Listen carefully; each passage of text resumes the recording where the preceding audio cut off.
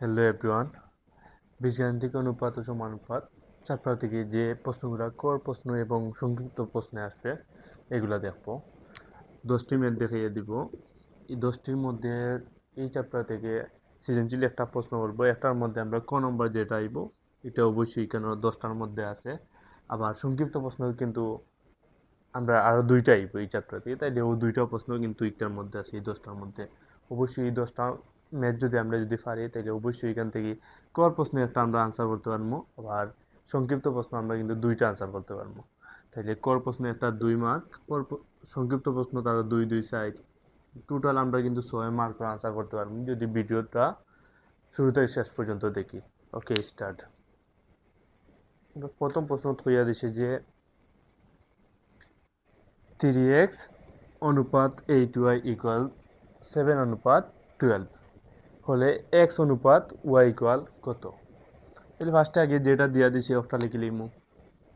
3x অনুপাত 8y equal 7:12। আমরা অনুপাতের ক্ষেত্রে আমরা জানি যে ফার্স্টে যেটা থাকবো এটা উপরে লিখতে পারবো, আর পরে যেটা থাকবো এটা আমরা নিচে লিখতে পারবো। তাই যে ফার্স্টে আছে 3x উপরে, তারপরে 8y আছে 8yটা নিচে লিখলাম, ইকুয়াল। সেম ভাবে এখানে 7 আছে ফার্স্টে, তাহলে 7 উপরে, এরপরে 12 আছে পরে, তাহলে 12টা নিচে লিখবো। তারপর কাজ, যেহেতু আমার চাইছে যে এক্স অনুপাত ওয়াইটা নির্ণয় করতাম, তাহলে এক্স রে আর ওয়াই রে রাখে বাকি যেগুলো আছে প্রত্যেককে সমান অনুসারে পাঠাই দিন। তাইলে এখানে 3টা কিন্তু গুণ আকারে আছে, উপরে যদি কিছু থাকে তাইলে অবশ্যই গুণ আকারে থাকে, আর সমানটা নিচে দিকে গেলে ভাগ আকারে জায়গা, তাইলে এক্স ওয়াই লিখলাম। এখানে 3টা গুণ আকারে আছে, সমানটানোর উপরে যদি কিছু থাকে তাইলে গুণ আকারে থাকে, ইকুয়ালের নিচে দিকে গেলে অবশ্যই ভাগ আকারে যাবে, তাইলে নিচে আইব 3। সেম ভাবে এখানে 8 আছে, 8টা আছে ভাগ আকারে, তাহলে সমানটা নিচে দিকে গেলে গুণ আকারে মানে উপরে যাব কি। তাইলে এক্স ডিভাইডেড ওয়াই 7×8 = 56, এরপরে 3×12 = 36। তাইলে আমরা এটা লিখতে পারবো, যদি আমরা এটা ক্যালকুলেটর দিই একটু কাটি লিখিত হইতে পারে 56/36, এক্স ডিভাইডেড ওয়াই ইকুয়াল 14/9। তাহলে আমরা লিখতে পারবো এক্স অনুপাত ওয়াই ইকুয়াল 14/9। এটা তাহলে ক নম্বরের উত্তর শেষ। এরপরে 2 নম্বরটা যদি আমরা ম্যাথ দেখি,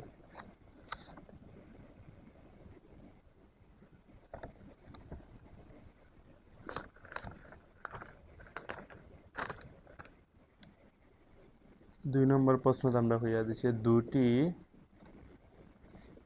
দুটি সংখ্যার অনুপাত 4:5, এদের লসাগু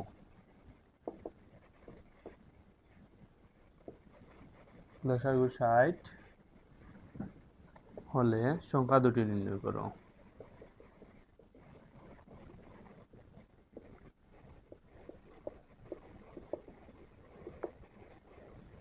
ওকে, তাহলে আমরা ফার্স্টে দিয়েছি দুটি সংখ্যার অনুপাত। যদি মনে রাখতে হবে এগুলোর মেথড ক্ষেত্রে যদি সংখ্যার অনুপাত দেওয়া দেয়, তাহলে এই সংখ্যা কিন্তু ডিরেক্টলি আমরা দুইটা দিয়া দিছে না, এর জন্য আমরা এই যে দুইটা সংখ্যা আছে ওই দুইটা সংখ্যার লোকে যে কোনো কিছু একটা ধরতে হইব মনে মনে। তাহলে আমরা মনে মনে চিন্তা করলাম দুইটার সাথে এক্স আছে, তাহলে ফার্স্টে লিখবো ধরি প্রথম সংখ্যা ইকুয়াল 4, 4-এর সাথে একটা এক্স। কেন এক্স ধরলে হইব, এটা নিজের ইচ্ছা, এক্স ধরলে হইব, এ ধরলে হইব, বি ধরলে হইব, বাট এখানে যদি এক্স ধরি তাহলে অবশ্যই 5-এর সাথেও কিন্তু এক্স ধরতে হইব। তাহলে দ্বিতীয় সংখ্যা 5-এর সাথে আমরা এটা এক্স ধরবো। তারপরে আমরা দিয়া দিছি যে লসাগু দেওয়া হচ্ছে 60, তাইলে লিখতে পারবো লসাগু ইকুয়াল 60। এই দুইটা সংখ্যার, ওই যে দুইটা সংখ্যা আছে ওই দুইটা সংখ্যার লসাগু 60, তাহলে আমরা লিখতে পারবো এই দুইটা সংখ্যার লসাগুর জায়গা লসাগুর ক্ষেত্রে একটা জিনিস মনে রাখতে হইব যে প্রত্যেকটা একবার করে হইব। এখানের মধ্যে কিন্তু আছে 4 আছে, এক্স আছে, 5 আছে, আবার এক্স আছে। তো লসাগুর ক্ষেত্রে আমরা জানি কি তাই যে প্রত্যেকটা একবার করে, তাহলে ফার্স্টে আমি 4 একটা নিলাম এখান থেকে, তাহলে এক্স একটা নিলাম, তারপরে এখান থেকে কোনটা নিছি না, প্রত্যেকটা যদি একবার করে নেই তাহলে অবশ্যই এখান থেকে 5 নিছি না, তাহলে এখানে 5 হইব। এক্স তো ঠিকও নিছি আগে, তাহলে এক্স আর হইতো না, 60।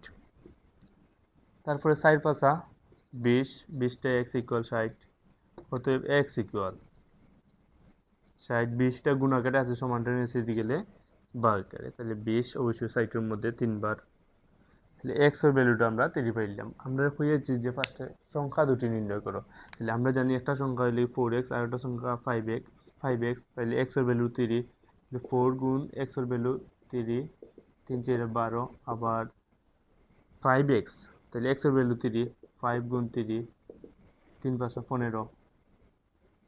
ওকে, আবার এই সেম একটা প্রশ্ন আবার ওরকম করতে পারতো যে বৃহত্তম সংখ্যাটি নির্ণয় করো। বৃহত্তম সংখ্যার মধ্যে কিন্তু আমরা যে দ্বিতীয় সংখ্যা দেখলাম এটা অবশ্যই বৃহত্তম সংখ্যা। ওটা যদি বড় হয় তাহলে ওটা বৃহত্তম সংখ্যা হইব, আর এটা যদি ছোট হয় তাহলে ওটা অবশ্যই ক্ষুদ্রতম সংখ্যা হইতে পারে। তারপরে আবার ওরকম প্রশ্ন হতে পারে যে বৃহত্তম সংখ্যা আর ক্ষুদ্রতম সংখ্যার পার্থক্য, তাহলে অবশ্যই আমরা 15 থেকে 12টা মাইনাস দিলাম শেষ পার্থক্য। আবার চাইতে পারে এই প্রশ্নের ক্ষেত্রে যে লসাগু দিয়ে যাচ্ছে গোসাগু কত। গোসাগুর ক্ষেত্রে আরো একটা কিন্তু দেখতে হইব, আমরা মেথ আরো একটা আছে পরেরটা দেখবো, বাট একটা জিনিস যদি মনে রাখি গোসাগুর ক্ষেত্রে মনে রাখতে হইব একটা, যে এখান থেকে যেটা মিলবো ওটা হইব কি আমরা গোসাগু দিব। তাহলে গোসাগুর ক্ষেত্রে কিন্তু এখানের মধ্যে এক্স আছে, এখানের মধ্যে এক্স আছে, এক্সটা হইব কি গোসাগু। ওকে, এরপর ম্যাথ যদি দেখি আমরা 3 নম্বর ম্যাথ, 3 নম্বর ম্যাথও দেওয়া দিয়েছে আমাদের দুটি সংখ্যার অনুপাত 5:7, এদের গোসাগু।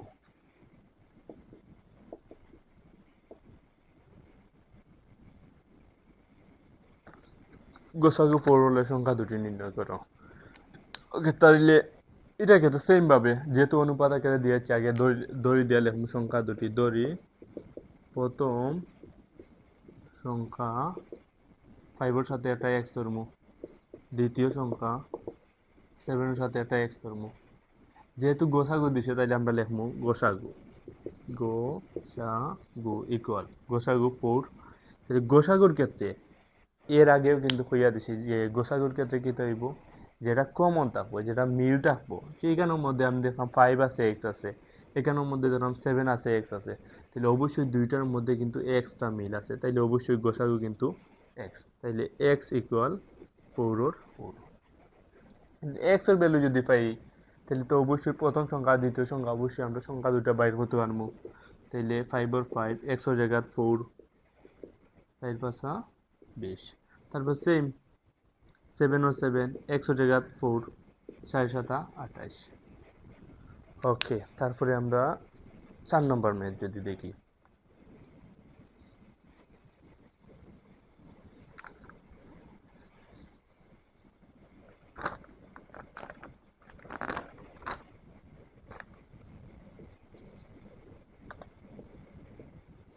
এল এম এন ক্রমিক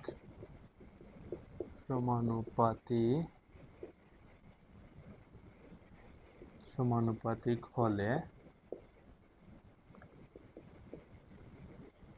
দেখাও যে L/N equal L square plus M square divided M square plus N square. ক্রমিক সমানুপাতি বলতে জিনিসটা কি যদি আমরা যদি বুঝি, ক্রমিক সমানুপাতি মানে ওটা বোঝায় যে ওটার সাথে ওটার অনুপাত, আবার ওটার সাথে ওটার অনুপাত, ও যে ওটার অনুপাত আর ওটার অনুপাত দুটার অনুপাত সমান, ওটার উপর ক্রমিক সমানুপাতি। তাহলে আমরা অবশ্যই ফার্স্টে ওটা লিখতে পারবো যে ক্রমিক সমানুপাতি মানে লিখতে পারবো এল অনুপাত এম, ও দুইটার অনুপাত অবশ্যই ও দুইটার অনুপাতও সমান, তাহলে এম অনুপাত এম। আর আমরা দেখছি যে অনুপাতের ক্ষেত্রে প্রথমটা কি হয় উপরে হয় আর পরটা নিচে হয়, তাহলে l divided m, m divided n, তাহলে অবশ্যই এটা তৈরি লিখতে পারবো যদি আর আরই গুণ দিই, এম দ্বারা এম রে গুণ দিলে এম স্কোয়ার ইকুয়াল এল দ্বারা যদি এন রে গুণ দিই তাহলে এল এন ওকে, ওটা কাজ করলাম ফার্স্টে। তারপরে আমরা চাইছি যে একটা দিয়েছে বাম পক্ষ আর একটা দিয়েছে ডান পক্ষ, মানে বাম পক্ষ থেকে ডান পক্ষ যেতে হবে বা ডান পক্ষ থেকে বাম পক্ষ। তাহলে আমরা ডান পক্ষটা যদি নেই, তাহলে ফার্স্টে লিখবো ডান পক্ষ। ডান পক্ষর মধ্যে আছে L square plus M square divided M square plus N square. Okay, এটার মধ্যে দেখলাম যে আমরা এম স্কোয়ার মানে জানি এল এন, তাহলে এম স্কোয়ারের জায়গাতে আমরা অবশ্যই এল এন লিখতে পারবো। তাহলে এল square plus or plus M square আছে, এম স্কোয়ারের জায়গাত এল এন, সেমভাবে এম স্কোয়ারের জায়গাত L N plus or plus N square or N square. Okay, এরপর কাজ এখান থেকে কিতা করা যায়, দেখলাম কেন এল স্কোয়ার আছে আর কেন এখানে আছে এল এন। তাহলে এল এখানেও আছে, অবশ্যই এলটা আমি কমন নিতে পারবো। এল দুইটার থেকে একটা কমন নিলে কি একটা এল রয়ে গেছে, প্লাস ওর প্লাস এল এখান থেকে নিচে গিয়ে রয়ে গেছে এন ডিভাইডেড এল, এল আছে এন আছে, তাইলে এনটা কমন দিব। আর এখান থেকে এন যেহেতু নিচে কমন, তাই রয়ে গেছে এল প্লাস, আর এখান থেকে এন দুইটার থেকে একটা নিচে গিয়ে একটা রয়ে গেছে এন, এইটা সেম জিনিস কাটা, উপরে থাকলো এল নিচে থাকলো এন সমান বাম পক্ষ। ওকে, এরপর আমি একটা যদি দেখি,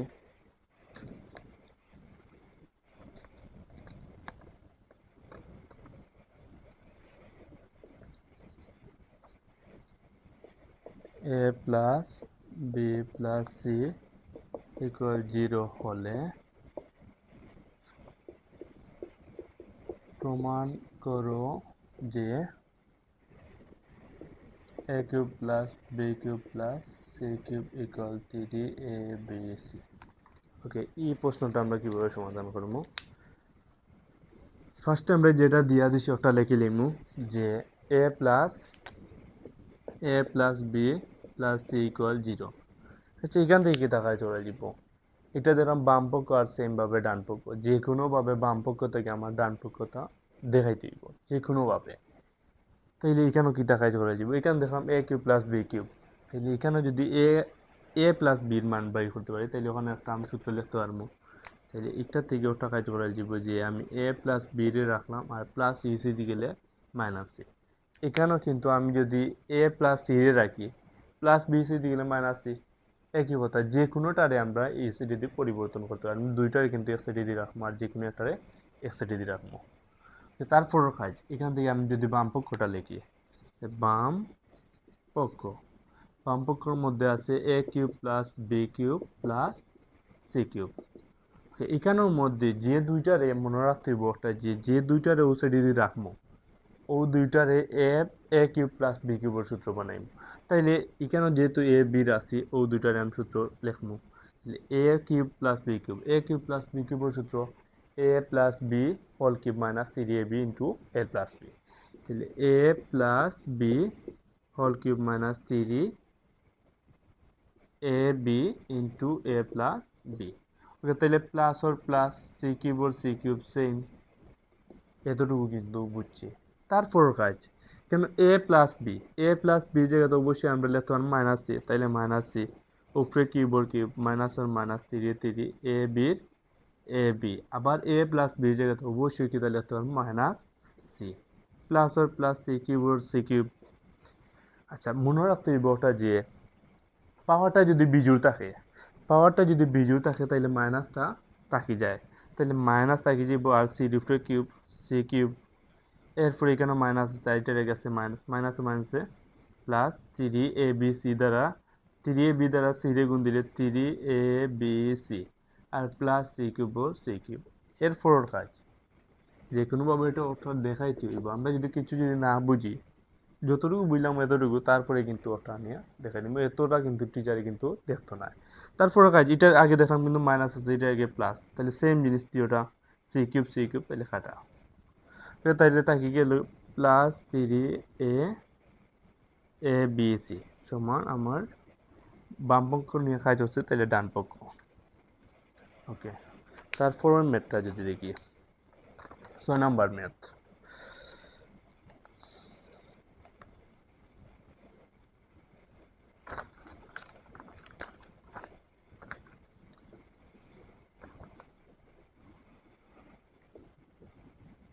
x cube plus y cube divided x minus y plus z equal x into x plus y হলে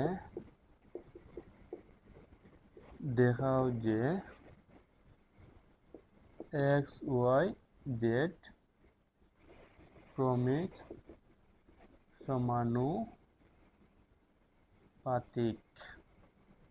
ক্রমিক সমানুপাতিক। আমরা এর আগে কিন্তু ক্রমিক সমানুপাতিক মানে কিন্তু দেখছি যে একটার উপরে স্কোয়ার করলে মনে এটা একটা যেহেতু আমার দেখাইতাম ক্রমিক সমানুপাতিক এটা মানে এটার আনসার একটা আইতে বাধ্য যে ক্রমিক সমানুপাতিক হওয়ার লাগে x square equal y z অথবা y square equal z x অথবা x square equal x square তো ফার্স্টে লিখে লিখছি অথবা z square equal x y. এই তিনটার মধ্যে কিন্তু যে কোনো একটা কিন্তু আইলে এটা একটা ক্রমিক সমানুপাতিক, কারণ আমরা দেখছি যে এম এল এন দিয়ে একটা দেখছি যে m square equal n n, এই ক্রমিক সমানুপাতিক মানে একটার উপরে স্কোয়ার করলে বাকি দুইটার গুণফল। ওকে, তাইলে আমরা নেটটা দেখি। ফার্স্টে যেটা দিয়া দিছি ওটা লিখবো x cube plus y cube x minus y plus z equal x x plus y. এইটা মেথড ক্ষেত্রে কীটা করা যায়, এটা অনেক স্টুডেন্ট অফলে যেটা ভুল করে যে এটার মনে মনে যদি চিন্তা করি এ আর ওটা যদি চিন্তা করি বি, তাহলে এ কিউব প্লাস বি কিউব। এ কিউব প্লাস বি কিউবের সূত্র কিন্তু কয়টা আছে, একটা আছে উৎপাদকের বিশ্লেষণ আর ওটা আছে মান নির্ণয় সূত্র। মান নির্ণয় সূত্র হইব না উৎপাদকের বিশ্লেষণ সূত্র হইব, ওটা কিন্তু কনফিউজ থাকে। এটার ক্ষেত্রে মনে রাখতে হইব ওটা যে কোন সময় কোনটা হইব, যে কোনো সময় যদি মান থাকে যে আগরটা কিন্তু আমরা দেখছি যে এ প্লাস বি ইকুয়াল আছে মাইনাস সি, তাহলে এ বির মানটা আছে তখন আসলে কি তা মান নির্ণয়ের সূত্র। তাহলে এইটার ক্ষেত্রে অবশ্যই যেহেতু কোনো মান নাই তাহলে অবশ্যই উৎপাদকের বিশ্লেষণের সূত্র বসাইতে হইব। উৎপাদকের বিশ্লেষণের সূত্রের ক্ষেত্রে আমরা দেখছি এটা যে এ কিউব প্লাস বি কিউবের সূত্র, যে এ প্লাস বি বলতে কিন্তু x plus y into a square minus a b plus b square. তাহলে এ স্কোয়ার বলতে x square minus a b মানে x y plus b square মানে y উপরে স্কোয়ার। নিচে কিচ্ছু কাজ করা যেত না, সেম লিখবো x minus y plus z equal এখানেও এক্স আছে এক্স প্লাস ওয়াই। এখান থেকে কেটা কাজ করা যাব, এখানেও দেখলাম এটা কিন্তু নিচে কিন্তু মনে মনে কিছু নাই মানে ওয়ান আছে। আর সেম জিনিস যদি উপরে যেটা আছে ওদিকের উপরে সেম জিনিস তাইলে বাদ দেওয়া যাব, তাইলে এখানেও আছে এক্স প্লাস ওয়াই এখানেও আছে এক্স প্লাস ওয়াই, ও দুইটা বাদ, এই দুইটা বাদ গেলে যদি বাদ যায় একটা একটা, তাহলে এখানের মধ্যে কেটা থাকে x square minus x y plus y square, আর নিচে থাকবো x minus y plus z equal, কেন উপরে কিন্তু এক্স আছে আর নিচে কিছু নয় মানে ওয়ান একটা আছে। তারপরেও কাজ কেটা করা যায়, এখানেও দেখলাম আমি যে যে কোনোভাবে তো আমার একটা আনতে হইব যে এটা যদি ক্রমিক সমানুপাতে হয় তাহলে x square equal y z, আবার y square equal z x বা z square equal x y. তিনটার মধ্যে যে কোনো একটা কিন্তু যে কোনোভাবে আনতে হইব। তাইলে এখানের মধ্যে কি কাজ করা যায় যে আমরা এক্স দ্বারা কিন্তু ওটার গুণ দিতে পারবো কোনাকুনি গুণ, আবার ওয়ান দ্বারা কিন্তু ওটার গুণ দিতে পারবো।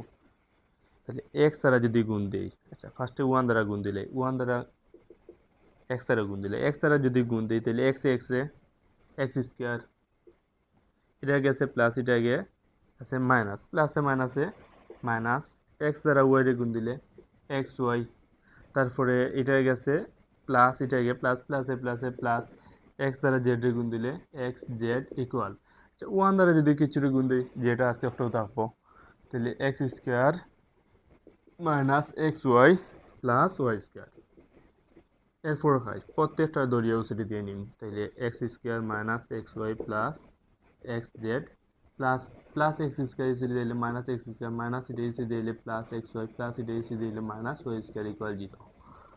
এখানের মধ্যে দেখলাম এক্স স্কোয়ার আগে কিন্তু প্লাস আছে কিছু নাই মানে প্লাস আছে, এটা আগে আছে মাইনাস, দুই জাতীয় চিহ্ন সেম জিনিস কাটা। এক্স ওয়াইয়ের আগে মাইনাস আছে, আবার এক্স ওয়াইয়ের আগে প্লাস আছে, সেম জিনিস, দুইটাতে চিহ্ন কাটা। এরপরে এখানে দেখলাম আমার দেখে এক্স এক্স জেড আর মাইনাস ওয়াই স্কোয়ার ইকুয়াল 0, তাইলে অবশ্যই আমরা তো মাইনাস ডিরেক্ট গেলে প্লাস, ওর আমরা তো আর x z equal y square, অতএব ওয়াই স্কোয়ারটার ওসিডি লিখলাম আর ওটার ওসিডি নেই, তাইলে এক্স জেড, অবশ্যই আমি ওটার মধ্যে ওটা পাইলেছি যে y square equal z x বা এক্স জেড, তাহলে অবশ্যই এটা একটা ক্রমিক সমানুপাতি, এর লিখলাম প্রমাণিত। তারপরও ম্যাথ যদি দেখি 7 নাম্বার,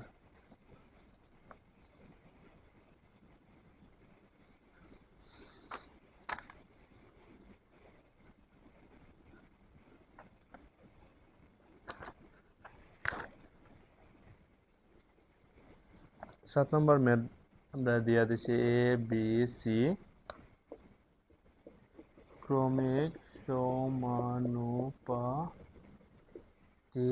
হলে প্রমাণ করো।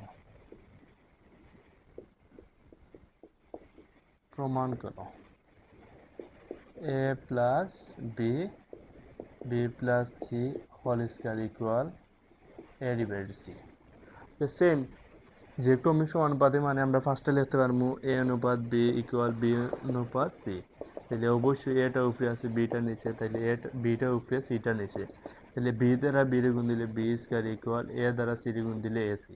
ওকে, তাহলে এই যদি আছে আমার কেটা যে বাম পক্ষের মধ্যে a plus b divided b plus c whole square, এইটার ক্ষেত্রে আমি যদি বাম পক্ষটা লিখি, বাম পক্ষ a plus b b plus c উপরে হোল স্কয়ার।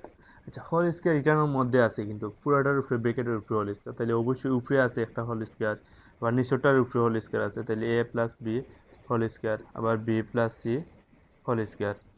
তাহলে এখান থেকে এটা লেখা যাব যে মনে মনে চিন্তা, এটা তো এ আর বি আছে, আর এ আর B A plus b whole square সূত্র কিন্তু আমরা জানি। এখন এ প্লাস বি হোল স্কয়ার সূত্রের ক্ষেত্রে কিন্তু আবার স্টুডেন্টের মিস্টেক করে যে a plus b whole square যেটা আছে এটা বর্গর সূত্র হইব না মান নির্ণয় সূত্র, এখানে যেহেতু মান নাই অবশ্যই বর্গর সূত্র, তাহলে a square plus 2ab plus b square, তাহলে নিচে কি হইতে পারে সেম, ওটা মনে মনে চিন্তা করবো এ আর ওটা চিন্তা করবো বি, এ বলতে কিন্তু বি আর বি বলতে কিন্তু সি, তাহলে এ স্কয়ার মানে b square plus 2ab plus b square মানে সি রুট স্কয়ার। তারপরের কাজ সুন্দর করে আমরা বি স্কয়ার মান যেটা পাইছি এসিটা বসাই দিব বি স্কয়ার জায়গা, তাহলে a square plus 2ab plus b square জায়গাতে আমরা লিখতে পারবো এএসি, তো সেমভাবে নিচেও বি স্কয়ার জায়গাতে এএসি plus 2bc plus c square. উপরে থেকে কেটা কমন যেতে পারে, প্রত্যেকটা কিন্তু দেখলাম আমি এ একটা কিন্তু আছে, প্রত্যেকটাতে এ আছে, তাইলে অবশ্যই এটা কমন নিতে পারবো।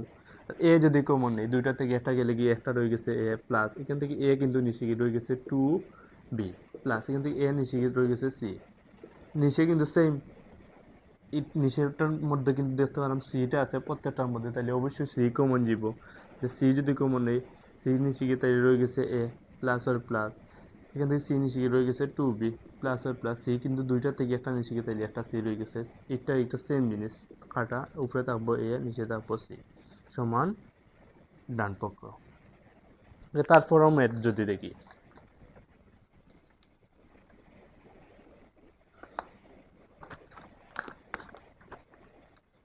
8 number math, p q r ক্রমিক সমানুপাতিক হলে প্রমাণ করো p divided r equal p square plus q square divided q square plus r square. তো সেম ম্যাথ এগুলা, খালি ক্রমিক সমানুপাতে ফার্স্টে ওটা কাজ করবো আর এরপরে মানটা খালি বসাইব। সেম পি কিউ আর মানে p divided p q equal q অনুপাত আর, তাহলে অবশ্যই লিখতে পারবো p q equal q r. তাহলে কিউ দ্বারা যদি কিউ গুণ দেয় কিউ স্কোয়ার ইকুয়াল পি আর।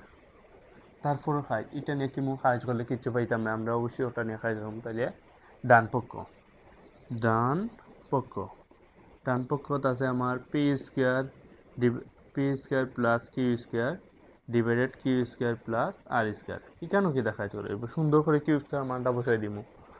কিউ স্কোয়ার মান p square plus q square জায়গা পি আর সেম ভাবে কিউ স্কোয়ার জায়গা p r plus r square. Okay, এরপর ফাইজ কিতা করে দিব, অবশ্যই কমন নয় দিব। যেহেতু এখানে পি আছে তাহলে পিটা কমন। পি যদি কমন নেই দুইটা থেকে একটা নিচে গিয়ে তাহলে একটা পি রয়ে গেছে প্লাস পি নিচে গিয়ে রয়ে গেছে আর। নিচেও সেম, নিচে কিন্তু আর আছে তাহলে আরটা কমন। আর কমন নিলে পি এটা তাকে দিব এখানে প্লাস আর দুইটা থেকে একটা নিচে গিয়ে একটা আর রয়ে গেছে, এটা সেম কাটা উপরে থাকবো পি আর নিচে থাকবো আর বাম পক্ষ। তারপরেও প্রশ্ন কিতা হয়ে যাচ্ছে 9 নাম্বার।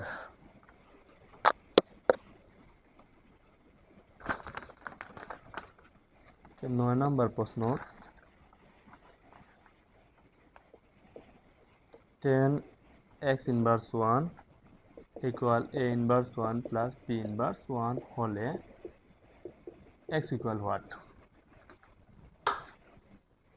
ওকে, এই প্রশ্নটা কিভাবে সমাধান করব। ফার্স্টে ইনভার্স মানে আমরা বুঝতে হইব ইনভার্স মানে কিটা। ফার্স্টে যেটা দিয়েছে ওটা লিখবো আর x এর ভ্যালুটা বাইর করবো, ওটা ক্যালকুলেশন করি।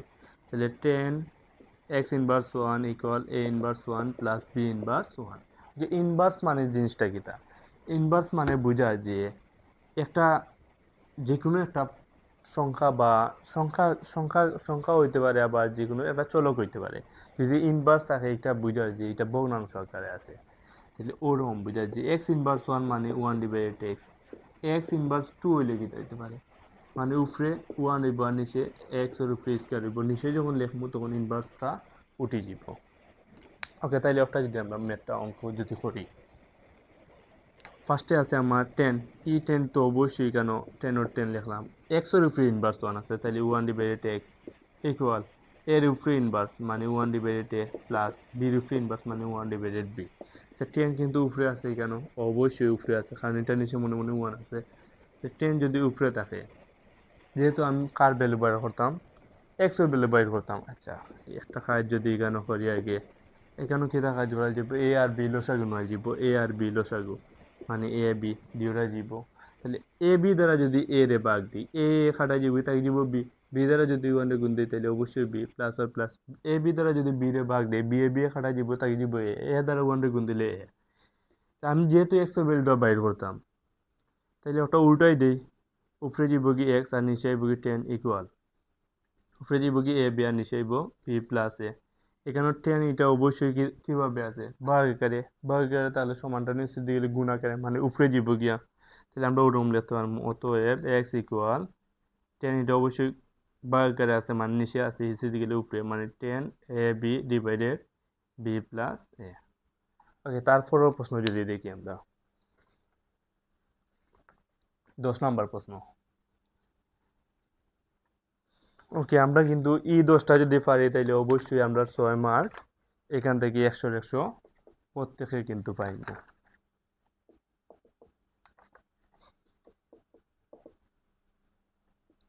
6 হলে 3x অনুপাত 5y ইকুয়াল হোয়াট। ওকে, এই প্রশ্নটা কি বলছো, এইটা কিন্তু আমরা কিন্তু ফার্স্টে যেটা দেখছি সেম ওটার মতো, যে প্রথমে এক্স অনুপাত ওয়াই ইকুয়াল 5 অনুপাত 6, ওটার ভ্যালুটা বাইর হতাম। এইটার ভ্যালু বাইর করতে হইলে অবশ্যই এক্স এর ভ্যালু আর ওয়াই এর ভ্যালু জানলে কিন্তু এটার ভ্যালু বাইর করতে পারবো। ফার্স্টে এটার কিন্তু আমি উভয় লিখতে পারবো, x divided y equal 5 divided 6। তাহলে এখানে বুঝার যে এক্স এর ভ্যালু 5 আবার ওয়াই এর ভ্যালু 6। তাহলে আমরা লিখতে পারবো অতএব 3x প্লাস 5y। 3x গুণ এক্স এর ভ্যালু 5, সরি এখানে অনুপাত হইব। তাহলে 5 আর 5 গুণের গুণ, ওয়াই এর ভ্যালু অবশ্যই 6, তাইলে 3 5 15 অনুপাত 5 6 30। ওকে, আশা করা যায় প্রত্যেকে কিন্তু 10টা ম্যাথ বুঝছি। অবশ্যই কিন্তু 10টার মধ্যে 3টা প্রশ্ন কিন্তু 100-100 পরীক্ষাতে কিন্তু থাকবো। 3টা প্রশ্নের মধ্যে একটা কিন্তু ক থাকবো আর 2টা সংক্ষিপ্ত প্রশ্ন। ওকে।